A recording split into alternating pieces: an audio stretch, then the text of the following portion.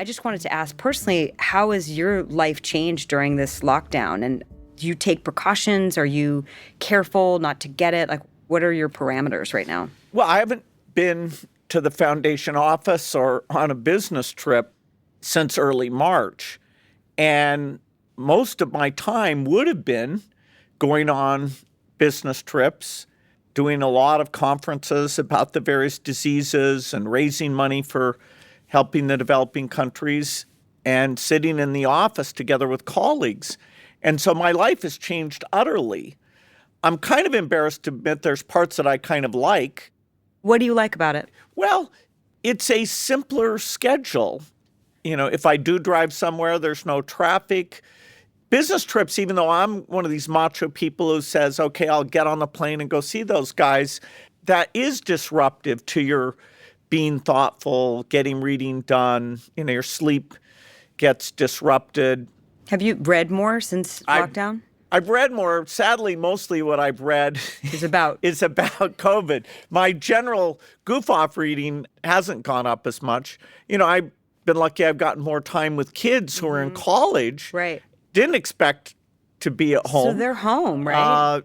Now our one in medical school, one in college are off away from home. Does it feel normal or no? There's got to be. No, it's very abnormal. Right. And I hadn't realized the uncertainty weighs on young people who are trying to make their plans, trying to build up their friends. They want to have a sense, and the fact that they could be sent home at any minute is just tricky. Yeah. I feel like there's a value system that has emerged that I didn't even know I had around COVID and how cautious I am. And I feel like I've heard this from a lot of friends and people being like, well, that person doesn't have the same standards as I do in terms of, you know, masks and washing hands and sitting outside.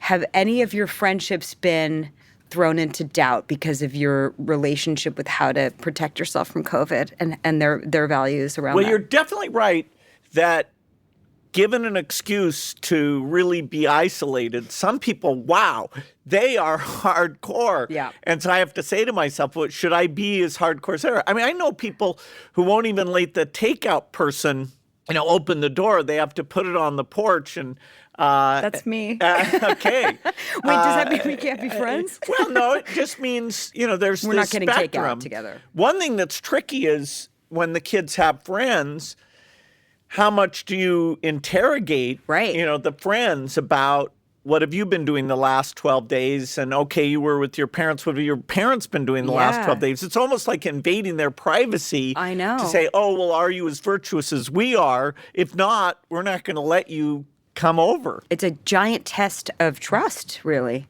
That's right. Building, okay, what is that small group that you've chosen to be without wearing a mask and fairly close, which is mostly family. Right. But you have science on your side, so it's not like you're making kind of wild, illogical assumptions of how to keep this virus out of your life. You're following data-driven information that you've been given, right? Yeah, absolutely. I mean, we didn't know how important masks were. Right. Now it's kind of mind-blowing. And the idea that somebody's resisting wearing a mask, that is such a weird thing to me. Me too. I mean, what are these, like nudists? I mean, you know, what? we ask you to wear pants, and, you know, no American says, or very few Americans say that that's like some terrible thing. Right. If you want to get back to normal life anytime sooner, wear a mask, or don't wear a mask and stay at home. But like to ask for both things feels like you just want things to be better, and they're not. So you kind of have to just deal with what it is.